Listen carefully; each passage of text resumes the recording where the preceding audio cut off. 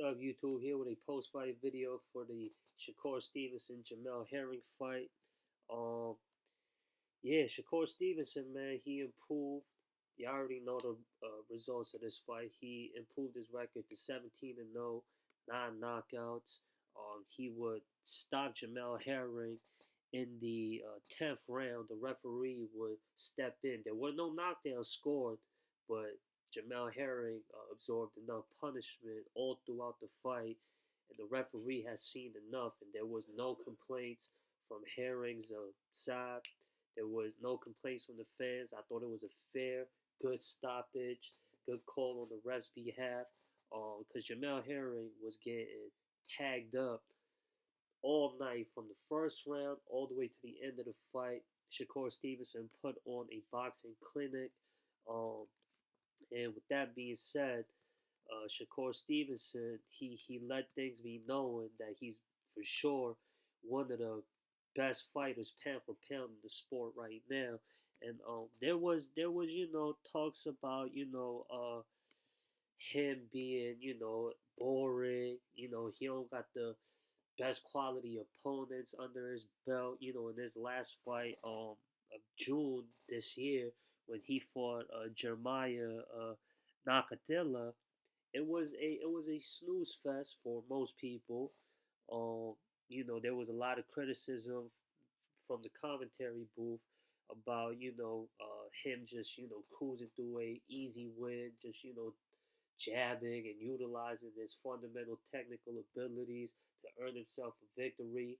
And there's nothing wrong with that at all. I mean, if you collect points to win the fight, they say it's very amateurish. If you in the big times, you're supposed to perform big time. But hey, a win is a win nonetheless. And by far, Jamel Herring is his toughest opponent. I was expecting Shakur to win, but I was expecting this fight to be somewhat semi-competitive, and I didn't expect Jamel Herring to get stopped at all or to be, getting hit with every punch Shakur throws his way. Jamel Herring, I thought, he's a big super featherweight, and especially coming off his last fight prior to fighting Shakur Stevenson, how he stopped Carl Frampton, and Frampton would retire after that fight. I was like, he TKO Carl Frampton. That definitely avenged his poor lackluster performance against Jonathan Oquendo from all the way back in September of last year. And yeah, that was a lackluster performance on Jamel Herring's part, that disqualification win that he earned.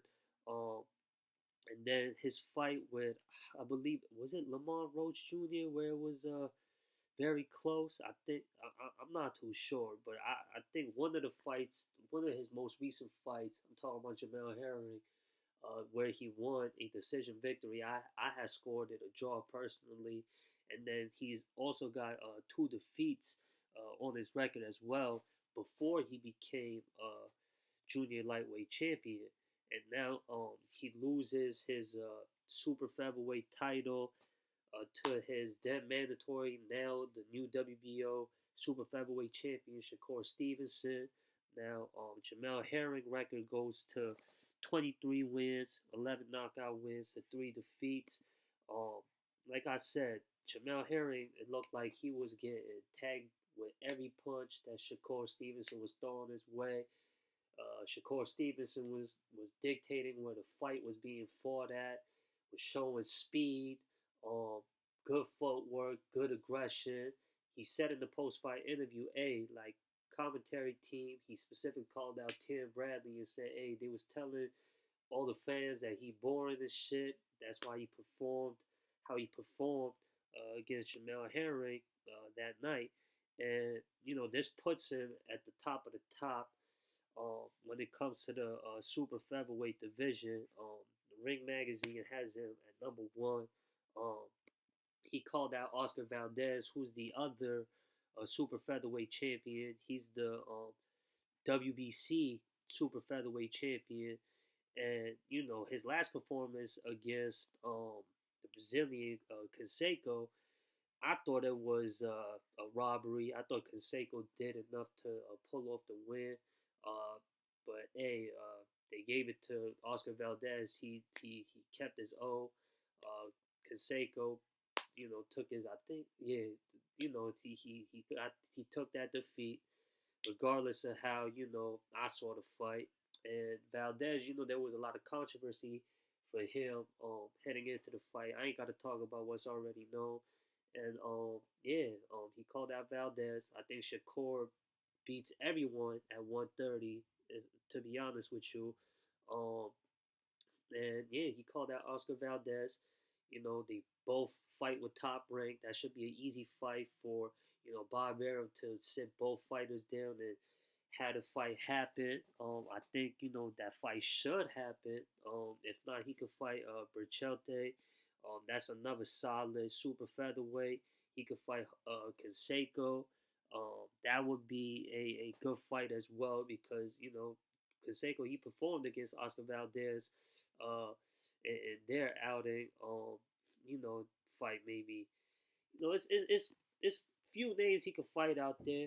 If Vasil Lomachenko wants to, step back down to 130, which I doubt, they both fight with Top Rank. That would be a uh, anticipated fight, good matchup, I would say. And then you got the WBA World Super Featherweight title, the World Super Featherweight title. God, I hate all these extra made up titles that these sanctioning bodies have. But I don't know if Shakur Stevenson is paying the license fees to fight for the WBA title. I want like now that a lot of these undisputed title fights is happening, I want like undisputed champions at every weight class. I think most fans would would want to see a undisputed champion, but the fight to make happen is for sure the Valdez and and Shakur Stevenson fight. If not, then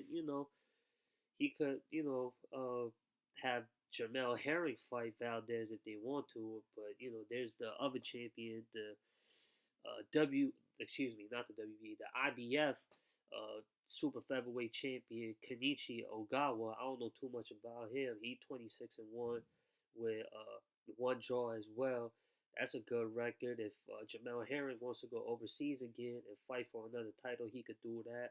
Try and get an IBF title under his belt, or he could fight another top contender, Miguel Berchete. That would be a good fight for Jamel Herring as well. And maybe the winner of that fight could fight the winner of Shakur Stevenson and Oscar Valdez.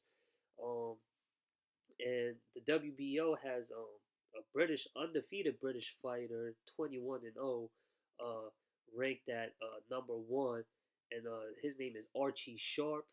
I don't know too much about him, but that's who WBO has ranked as the number one contender. I don't know what Bob Arum has planned for Shakur Stevenson next. That's the promoter for Shakur Stevenson. But like I said, we all know the fight that should be made for the 130-pound division. That being said, y'all let me know what y'all thoughts is in the comments. Subscribe, share if y'all want.